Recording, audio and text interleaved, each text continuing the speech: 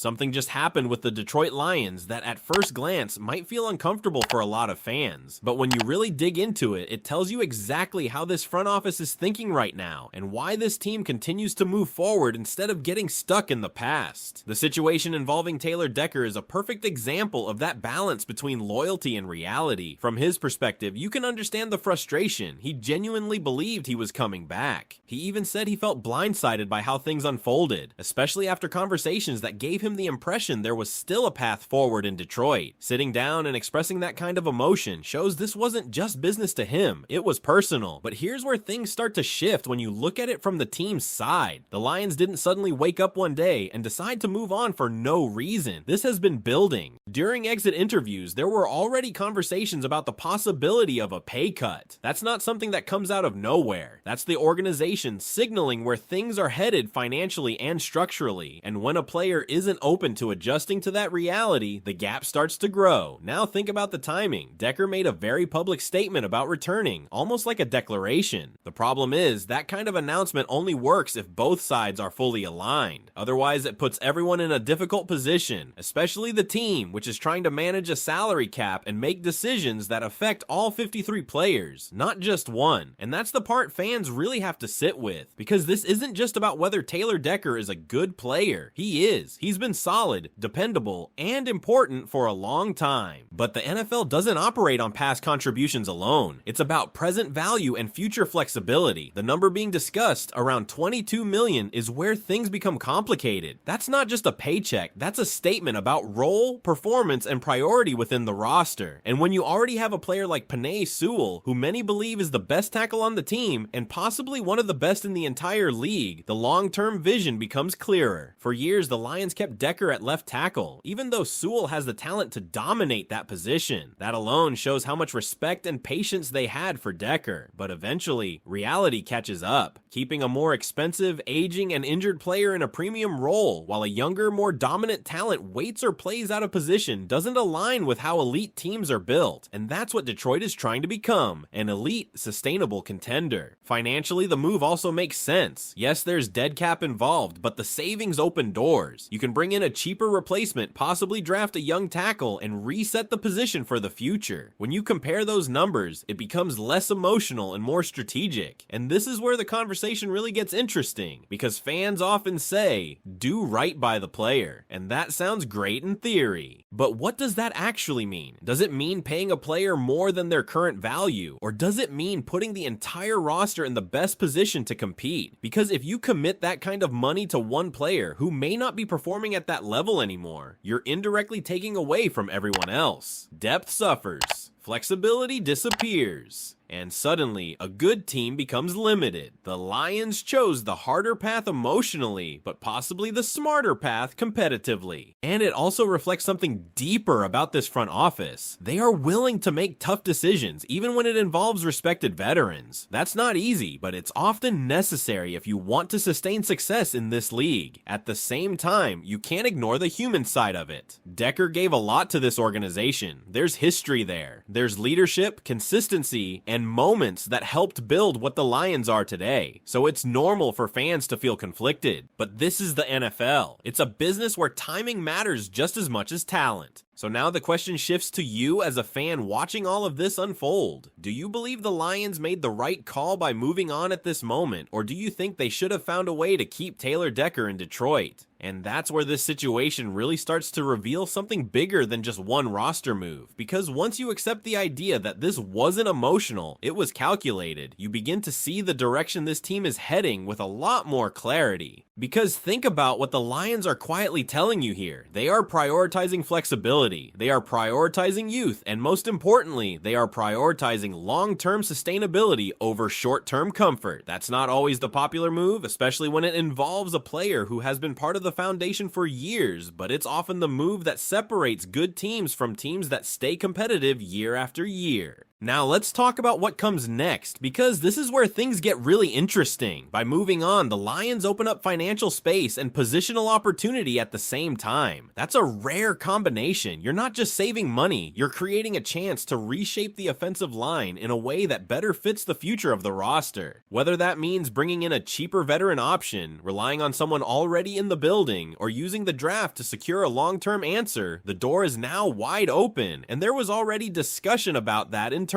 You're looking at potential replacements that cost significantly less, possibly around $5 million, or even a rookie contract that sits closer to $4 million per year. When you stack that against what Decker was asking for, the difference becomes impossible to ignore. That's not a small gap. That's the kind of gap that allows you to strengthen multiple areas of the team. And here's another layer that fans shouldn't overlook: timing with the draft. There's already been talk about scenarios where the Lions could move around in the draft, potentially trading down from the 17th pick, picking up additional assets, and still landing a high upside edge rusher or offensive lineman later in the first round. That kind of flexibility only works if you're not locked into heavy contracts at key positions. So this move doesn't exist in isolation. It connects directly to what the Lions want to do next. And if you follow the logic, it becomes clear that Brad Holmes and this front office are not just thinking about replacing a player, they're thinking about maximizing value across the entire roster. Even the idea of trading down, gaining extra picks, and then moving back up strategically shows a willingness to stay aggressive while still being smart with assets. Now, does that strategy always work perfectly? No. Draft trades can be tricky, and not every projection plays out the way you expect, but the mindset behind it is what matters. This is a team that understands value, understands timing, and isn't afraid to make moves that might look uncomfortable in the moment. And that brings us back to the emotional side one more time, because for Taylor Decker, this probably feels like a shock. Feeling blindsided, feeling like there was more left to give, feeling like the door closed too quickly. That's real. That's something fans can relate to on a human level. But at the same time, the league doesn't slow down for anyone. The salary cap doesn't bend for sentiment, and the roster doesn't build itself based on what used to be. It builds based on what gives you the best chance to win now and later, and the Lions clearly believe this gives them that chance. So when you zoom out and look at the full picture, this move tells you that Detroit is no longer a team that hesitates. They're not holding on just because it feels right. They're making decisions because they believe it's the right time, and that's a sign of a team that expects to compete, not just once, but consistently. Now I want to hear from you. Do you think this decision is going to pay off for the Lions in the long run? And who do you see as the best option to step in and replace that left tackle role moving forward? And if you stay with that thought for a second, it leads you into something even more important about how this roster is being shaped right in front of us. Because replacing a player like Decker isn't just about plugging a hole, it's about redefining how that position fits into the identity of the team. This offensive line has been one of the core strengths of the Lions over the past few seasons. It's been physical, reliable, and a big reason why the offense has been able to function at a high level. But even strong units need to evolve, especially when the financial structure starts to tighten and younger players are ready to take on bigger roles. And that's where this transition becomes more than just a loss. It becomes an opportunity. If the Lions hit on a young tackle in the draft, you're suddenly looking at a player who can grow alongside the rest of this core, someone who can develop within the system, learn from the culture that's already been built, and potentially give you high-level play at a fraction of the cost for several years. That's how you build windows that stay open longer than expected. At the same time, it puts even more responsibility on the coaching staff, because now it's not just about maintaining the level of play, it's about elevating whoever steps in. Whether it's a rookie or a lower cost veteran, the expectation doesn't change. The Lions still want to run the ball effectively, protect the quarterback, and control the tempo of games. So whoever fills that role isn't just replacing Decker, they're stepping into one of the most important jobs on the team, and that pressure can either expose weaknesses or create a breakout moment. Now, here's another angle that's worth thinking about. Moves like this send a message inside the locker room, not in a negative way, but in a very real, honest way. It tells every player that nothing is guaranteed, that performance, health, and value all matter, that the organization is committed to winning above all else. For some players, that creates urgency. For others, it creates motivation, and for a team trying to stay competitive, that kind of environment can be powerful. powerful. But it also raises expectations, because when you make a move like this, you're essentially saying, we believe we can be just as good or better without this player. And that's not something you say lightly. That's something you say when you're confident in your scouting, your coaching, and your long-term plan. So now everything shifts to execution. Did they evaluate the position correctly? Do they already have someone in mind? Will the draft fall the way they expect? Because if those answers line up, this move could look like a turning point where the Lions got younger, cheaper, and just as effective. But if they don't, then this becomes a much tougher conversation later on. And that's what makes this moment so fascinating. It's not just about what happened, it's about what it leads to. Every decision like this creates a ripple effect, and we're only at the beginning of seeing how far this one goes. Because once you start looking at it through that lens, you realize this isn't just a single decision. It's part of a pattern that's been developing with this front office for a while now. They are constantly trying to stay one step ahead, not reacting late, not holding on too long, but moving just before things start to decline. And that's one of the hardest things to do in the NFL. It's easy to move on from a player when it's obvious. It's much harder when that player can still contribute, still has value, and still has respect inside the locker room. That's exactly why this moment feels uncomfortable, because it's right on that edge. And if you go back to everything that was being discussed, the injuries, the uncertainty, the contract expectations, it all starts to line up. The Lions weren't just looking at who Taylor Decker was, they were looking at who he would be over the next 1, 2, maybe 3 seasons. And when you're trying to keep a championship window open, those projections matter more than anything. At the same time, there's another layer here that fans are starting to pick up on: the connection between players. You had mentions of how certain relationships inside the team can sometimes signal what's coming next. When players are close, when they go through similar situations, whether it's injuries, contract talks, or even retirement considerations, it can create patterns. And the Lions have clearly been navigating through a period where multiple key players are facing those kinds of crossroads. That's not easy to manage, because every decision affects more than just one person. It affects chemistry, leadership, and the overall identity of the team. But again, this front office seems willing to take that risk if it means keeping the roster moving forward. And that brings us right back to the bigger picture: competition. Everything about this move points to a team that believes it can reload instead of rebuild. That's a huge difference. Rebuilding means stepping back. Reloading means adjusting while still pushing forward. And the Lions are clearly choosing the second path. You can even see it in the way they're thinking about roster construction beyond just this position. The conversations around draft trades, moving down, gaining assets, then potentially moving back up for the right player. It all shows a level of confidence. They're not desperate. They're not locked into one plan. They're flexible, and that flexibility comes directly from decisions like this one. But with that flexibility comes expectation, because now fans are going to watch every move closely. Every draft pick, every signing, every snap from whoever steps into that left tackle role. It's all going to be compared to what Decker brought to the table, and that's the standard. Not just replacing production, but maintaining the identity of a unit that has been one of the strengths of this team. That's not something you can fake. It has to be built, coached, and proven on the field. So in a way, this move raises the stakes for everyone. For the front office, it's about proving the decision was right. For the coaching staff, it's about developing the next guy